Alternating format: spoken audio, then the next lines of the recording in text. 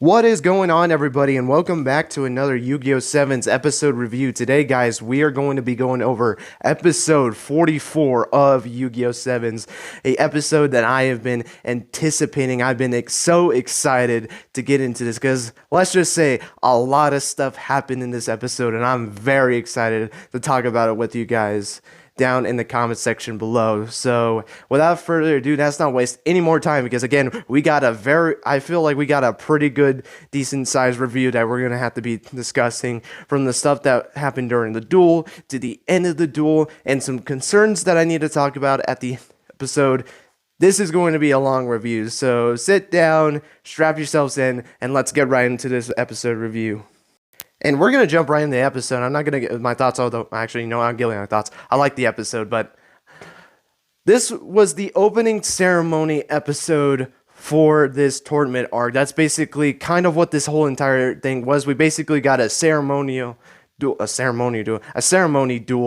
that happened in this episode. We had Goa actually speaking in this episode, well, in the way he knows best how to speak. He ends up coming out after Sorako, or not Sorako, excuse me. There's so many of these things that I'm gonna one of these days to just like mess up their names. Kakako ends up just making an announcement. We see President Goha actually come up, and he tries to do his opening ceremony speech. All it was just laughing, and apparently Gagato, or not Gagato, Luke actually knew what the heck he was talking about. I mean, how the heck does this kid know what he's talking about? And Mimi immediately is like, no, this is not a ceremony speech. What are you doing? Let me take over. She actually takes over and actually gets the crowd hyped. They were hyped at the very beginning. And then this is where the big moment comes into play. As they were about to start the tournament, Roa makes his debut into the show again. It has been so long since we've seen this kid. We have not seen him like at all, like in the flesh, since episode 26. And in fact, we can go a little bit further. We have not seen this kid duel since episode 18. That is more than, I think it's almost 20, it's either more than 20 episodes or it's almost 20 episodes since we have seen this kid actually participate in a duel.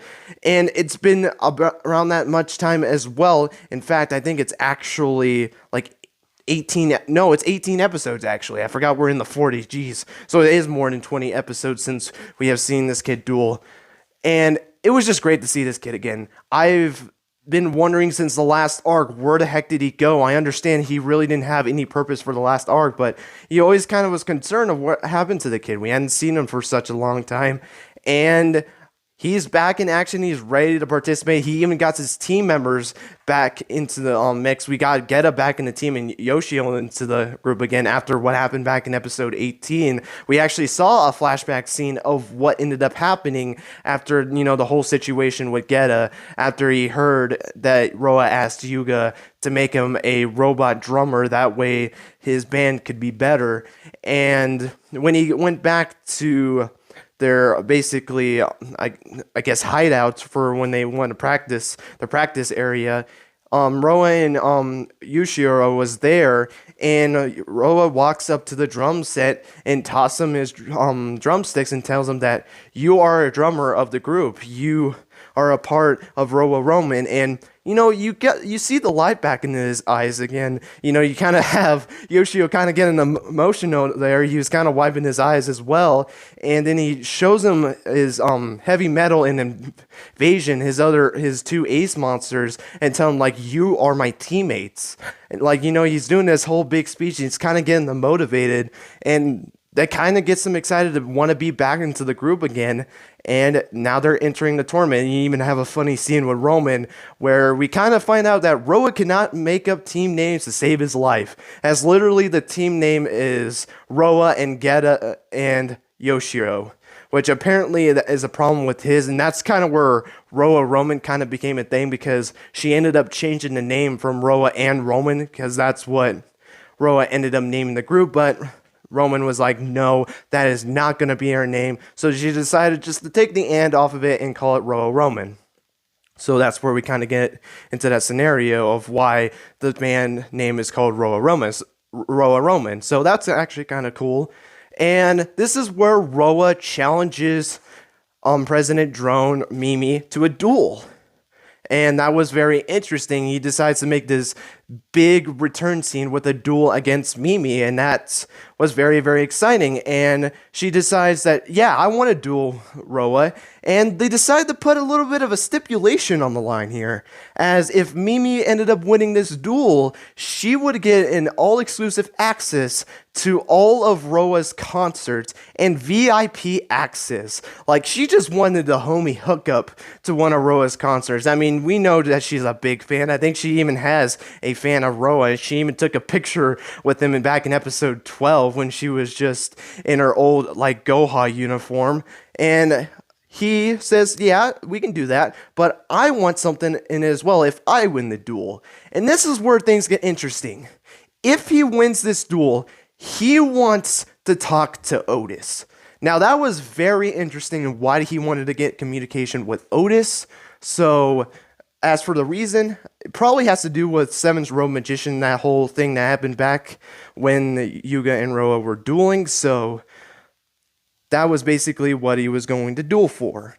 And, Mimi obliges, and this is where we actually get into the duel of this episode. So, with that being said, what were my thoughts on this duel? Well, I got some very interesting things to kind of talk about this duel. For starters, I guess we'll start off with one of the big things. Mimi got possessed this episode. And to be honest, I'm not surprised of it whatsoever. I kind of was expecting that this was going to happen at some point during the show, and I guess we can now finally say that if you didn't want to count Roman, I guess you can technically say she got possessed back in episode 11. I know, like, there's arguments between that because Roa wasn't, like, telling her what to do. He basically just starved her sister to go into, or cousin, excuse me, I keep forgetting they're not sisters, to make her go into berserk mode. So that's basically what that whole situation was. I don't really consider that a brainwash, but this was complete brainwash. You cannot convince me that this wasn't brainwashing. And I have seen so many opinions on this, good and bad. It's like I honestly saw it as a 50-50 split, where people didn't mind it. I don't think people loved it, but they didn't mind it, to people despising that. Like, people really crap on this duel because of the whole being possessed thing. And to be honest, and this is just my opinion on this, when it comes to brainwashing in Yu-Gi-Oh!, at this point, for how much it's been used, I don't care about it anymore. I really don't. I mean, I saw the arguments on it. Like, some people that thought like it wasn't a bad thing was because, and this is where I 100% agree on this was her fault. Like, she let her greed get to the point where she basically signed a contract, well, not actually like a physical paper contract, but made a deal to become the president of Goha if she worked with President Drone. And she obviously didn't think of the risk going into this. I mean, you probably want to think, oh, something probably bad would have happened. I mean, she didn't remember what happened to the last guy that ended up participating, or like was a part with Goha. I mean, he literally collapsed on the floor right in front of her. So, like, she apparently didn't even consider the risk. She just got greedy, She wanted to climb the corporate ladder for so long, and this was her chance to do it. She would take any risk that was necessary. Probably didn't think about the risk, and she had lost to it. And look what ended up happening. The reason why she got brainwashed was because President Drone kept telling her to play a card during the duel to try to deal massive amounts of damage. In fact, to try to OTK Roa during the duel. And she said no, she didn't want to do it. She wanted to duel with Roa for a long time. And this cost his hand as he decided to take control of her, and he didn't fully brainwash her yet until he got the monster onto the field, which this is more where I had the problem with. Again, the brainwashing I didn't really care about, but it was this. The monster that he was trying to make her summon was a card called Vice Jacker. And basically what this card does is that it allows a monster on your field to attack for a second time. What really bothered me about this card, and I'll describe the card for you, and I want to see if you guys can see where I'm going with this. It's a monster, a bug-like monster that equips to the monster to help them gain abilities. Makes the monster that it's equipped to look like it's gone really evil, and then a girl getting possessed by something, whether it was by the drone or whatever the case might be. Doesn't that sound familiar to you guys? Well, if we take a look back in Arc 5, that same thing happened back in Season 3 of Arc 5 with the Parasite Fusioners and the Bracelet Girls. This whole exchange with the Vice Jacker, with it equipping to Dan Kito, the Prison Master, which was pretty cool to see that. Also, like, her field spell was pretty interesting. It basically locked Roa out of tribute summoning level 5 or level 6 monsters, so that kind of made it hard for him. And she even like made it to where he couldn't even tribute summon up to the level 7s, and even got rid of heavy metal in his hand earlier during her turn.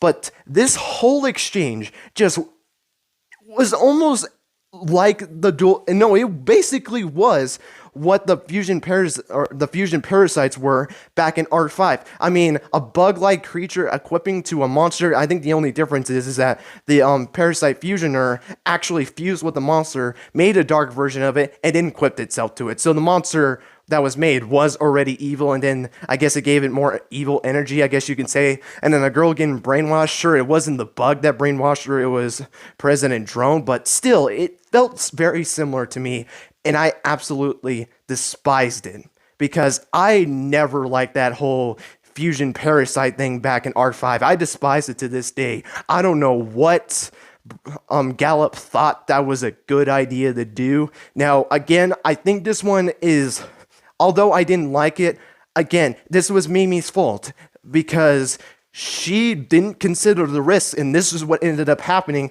to the point where she can't even control the duel that she wants to anymore. Whatever the President Drone wants the duel to go out, that's what it's going to be. It's going to be his way. And she didn't take that into consideration. Look what happened. But honestly, I still didn't like it because of that reference. Because you cannot convince me that Bridge didn't have some inspiration from that stuff in Arc 5 to do it in this, because of the similarities to it. I mean, a bug-like creature equipping itself to one of the ace monsters, making it look more evil, makes it evil, I guess more in this instance, where the monster back in Arc 5 was actually evil, and having a girl possessed using this possessed monster. I mean, this just feels like a copy and paste from Arc 5, but given their own Sevens twist to it. And that really bothered me. Now, did it hinder the duel for me? No, I really don't think it did, because I still thought the dueling action was still good, but that was just one little nitpick that I absolutely despised. And maybe it's not fair to be harsh on that because of the fact that I have a personal bias what Arc 5 did with that, but the fact that it was so similar, I just couldn't get over the fact about that whole scenario. And let me know what you guys thought of the whole Vice Jacker and that whole stuff. Did you guys get a feeling of Arc 5, or am I just the only one? Because maybe I'm again, I might be being too harsh on it, but I don't know. That was just something that really did bother me about this duel. But Roa was able to survive this turn. He ended up going all the way down to 200 life points. He goes into his turn and actually gets both of his two ace monsters on the field. He gets his heavy metal onto the field and his invasion onto the field, kind of representing his crewmates. And you even see Geta left the stadium earlier because he was just done, because Roa just wanted to take the spotlight again. And Yugioh was trying to stop him, but then they look back in the screen, you know, he got the ace monsters on the field, and guess what Roa does? He sacrifices the monsters to summon his new ace monster. Now, I know it has something to do with this effect. It needed to use level 7 or higher monsters in order for its tribute summon, so I understand that, but for the context of the way that we literally saw early in the episode, what the context of these two cards were to the other band members, you knew that it was just about to go downhill from there. And he ends up summoning his Death Doom, which looked really, really sick. I actually liked the monster. It looked pretty cool. He uses its effect to just nuke her entire board and is able to deal 100 points of damage per its level. So is able to deal, I believe it was 1,600 life points, gets her down to 2,400 attack or 24 life points. He goes for a direct attack. It has 2,500 attack points and is able to beat Mimi in this duel. So that was basically the duel and my thoughts on the duel. And as he was going to go see Otis, there was an issue. Otis, in that episode, escaped from prison. Literally, that statue thing that he normally stands on, like back from episode 13, and even from episode 1, I guess, because it was the same thing, it just was on a pedestal. That thing comes out of the ground and takes him with him back to the underground area. So Otis just disappears again. Like, I guess he knew that he was going to get kidnapped again, or he was going to get captured because he appeared at the tournament, so he needed a way to get out of jail, and basically he had that stone platform to basically take him down underground and help him escape. And this shocks everyone. It shocks Otis, Galliant, and Schwer and the other crew, which, by the way, I felt so bad for Galliant this episode. When he was watching the duel, he ended up getting his head stuck in the bars, which made me really feel bad for the guy. Like, his square head couldn't get out of the bars, and I felt really bad for him. But Otis ends up escaping. They don't know where they ended up going, and then we have a scene where, you have Mimi all dizzy-like after the whole brainwashing case. She ends up falling and ends up getting caught by Yugioh, which, man, this kid got some muscles, apparently, even though he's wearing a suit. Like, he was able to catch Mimi and was able to hold her for a very long time. Surprisingly, not figuring out her identity. I mean, I don't know how the heck he did not find out her identity, which, to be fair, he didn't even know that she was the one that dueled him back in episode, 20? So I kind of understand it for that reason. But after that whole exchange ended up happening, they ended up going outside and they see Yugioh outside, and Roa goes to talk to them, but Yugioh said he was done. Like, he keeps wanting to take the spotlight, and they're done being a part of his team, and they end up leaving. We saw Geta after that whole tribute summoning. He threw his drumsticks on the floor and left. And then Yugioh just walked off as well. And then you have Roa just, this was hurting him really bad. He didn't know what he did wrong. And then Roman kind of goes and talks about how this might have been your last straw. You might not get these guys back. And, he tries to rub it off. He's like, oh, if that happens, it happens. And she's like, stop lying to yourself. You know this is hurting you. Just stop lying, dude. And she ends up going and picks up the drumsticks. Like, it was a powerful scene, I felt like. That was something I was not expecting. Like, you guys knew that I kind of had them on a team. I thought they were going to finally patch up stuff. No, he might have just lost his band there. It might now just be him and Roman now in the band, which I was not expecting that once at all.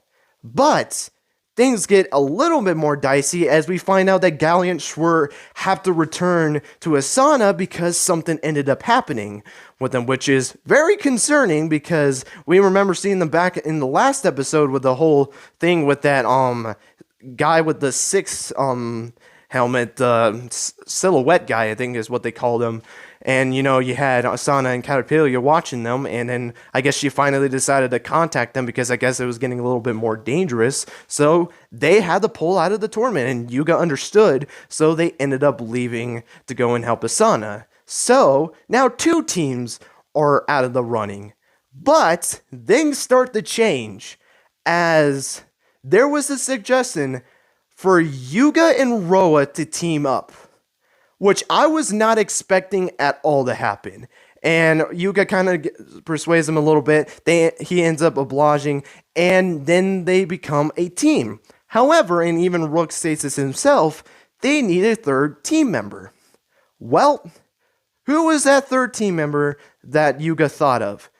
We go and find out that the 3rd member that he wanted to put on his team is Neil. Neil was the third member he decided to put in the group. Apparently, we find out in this episode, which is a question that I wanted to hear for a while, on how the heck he is going to enter this tournament again. Apparently, Goha brought back his account so that he can participate in the tournament. Now, I want to kind of give my thoughts on that real quick, because I've been asking how they were going to do that, because I was worried that there was a good chance that they would make a cop-out to put him back in the tournament. And although this was kind of a cop-out, this is basically Bridges saying like, oh yeah, we needed another member, let's put Neil back. Oh, that whole thing, I will just say go let him have his account back. Like, really? I mean, I will say this though. Although it was kind of a cop-out, it wouldn't have been 100% a cop-out if Neil just gave himself back his account. Because if that was the case, why didn't you do that before? What was the whole point of putting your account on the line when you could just get your account back? And he even said it was against his provenance, but it ended up working, which also kind of conflicts too, and that's why I kind of say it's a cop-out, because he said it wasn't his provenance with Ron's, and we didn't even see Ron's. We don't even know what the heck happened to her now.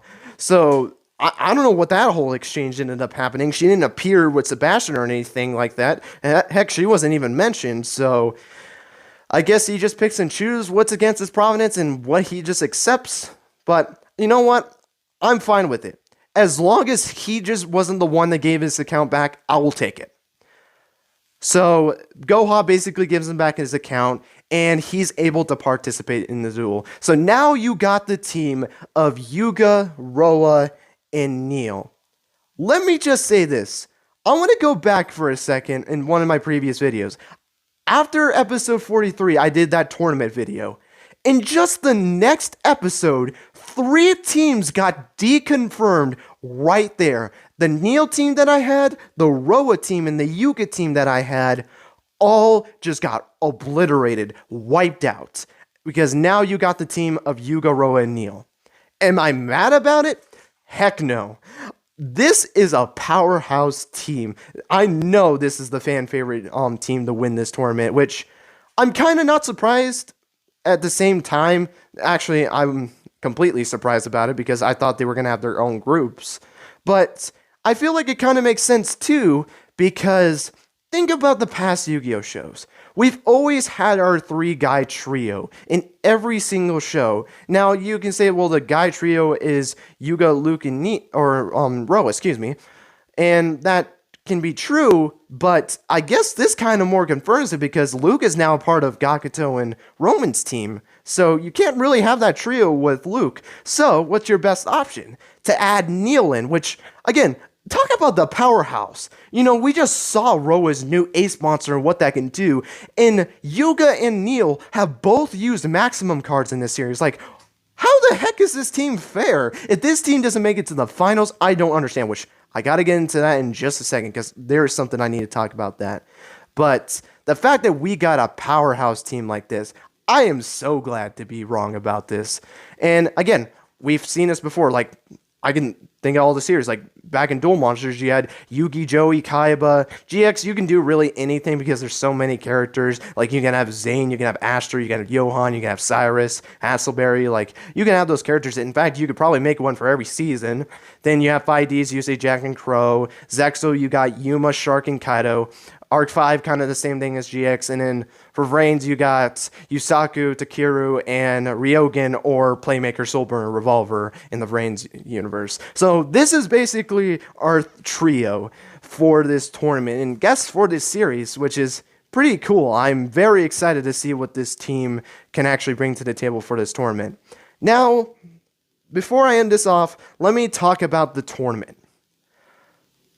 I am very concerned about this tournament. I really am. I know I keep making this a running gag basically at this point, but I am concerned.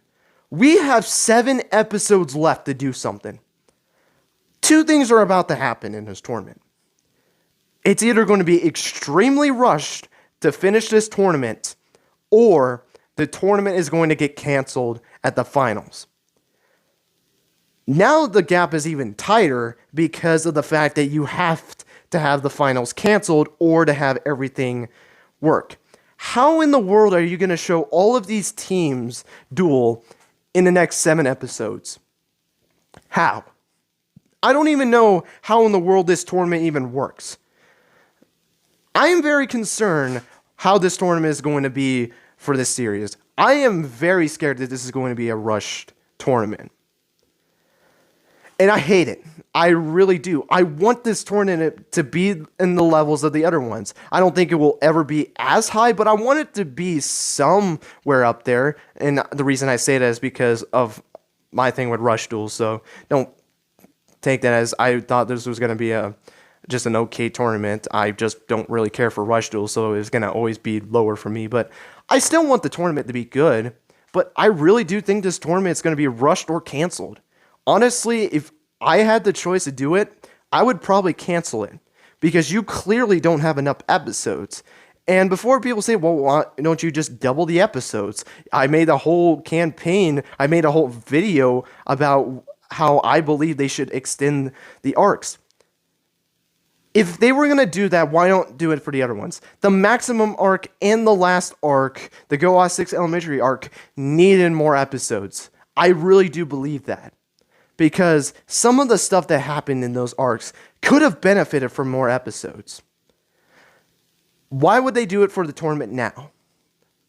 Why in the world would they break the system that they've been doing since the start of the show just for this tournament? And maybe I'm being a little bit harsh on Bridge, but I have 3 arcs to kind of give an idea on this. 3 arcs of 13 episode arcs. Why do you think I'm talking about this? Because of what the last 3 arcs have been. I am really concerned for this tournament being extremely rushed because they have to try to fit everything in a 13 episode gap. And I'm going to say this again. I don't understand why they can't double episodes. I am hoping they do. I really do hope they do, but I honestly don't think they're going to do it. I don't think they're going to try to postpone it until the start of the next arc because this arc was called the Team Battle Royale arc. It makes it sound like the whole tournament was going to be in this arc. That's why I'm more afraid that it is going to be rushed instead of being canceled. I think they're going to find some way to put this tournament in the 13 episodes.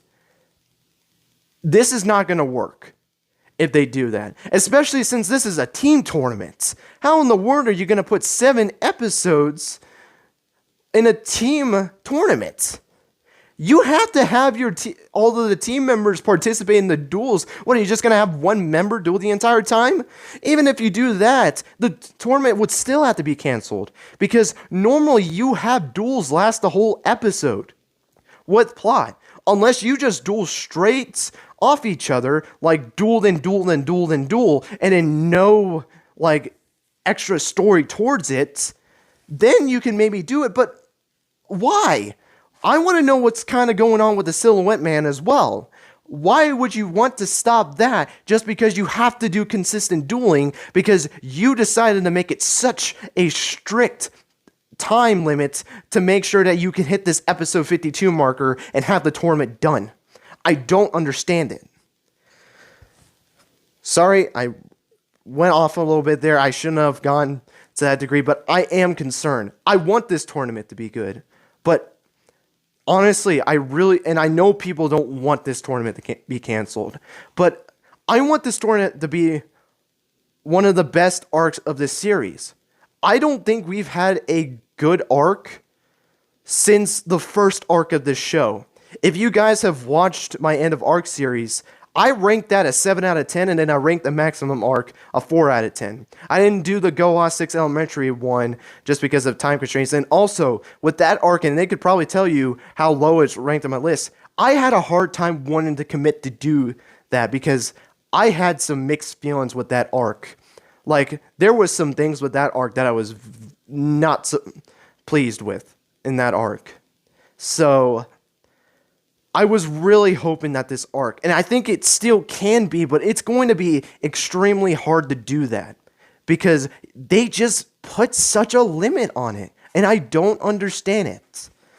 But I don't know. Let me know what you guys think about this. Am I worrying a little bit too much?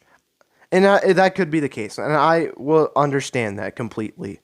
But I'm just really worried for this tournament. I really do think that this tournament is either going to be extremely rushed or it's not going to conclude because they don't have enough time because they have to do 13 episodes in an arc. But that's really all I had to say about the whole tournament arc, what I had to say about the episode. I still like the episode. I know that kind of went into a grimmer ending, but I still like the episode. That whole Neil thing at the end, I mean, it was so hype. I love that scene. And then obviously, you had Prison Master and Death Doom, I think it was called, appeared in the episode as well, which were really cool to see as well. But that's going to be it for this episode review. Thank you guys so much for watching. Let me know what you guys' thoughts on this episode. Did you like this episode? Were you in the middle of this episode? Did you not like this episode? Let me know what you guys thought of the duel, and let me know what you guys thought of the brainwashing, the whole bug thing that happened in this episode. Let me know what you guys think of the team of Yugioh, Roa, and Neil. And let me know about the concern that I addressed at the end of the review portion. Very excited to talk about this episode with you guys. But with that being said, thank you guys so much for watching. And until next time, guys, take care and have yourselves a great rest of your day.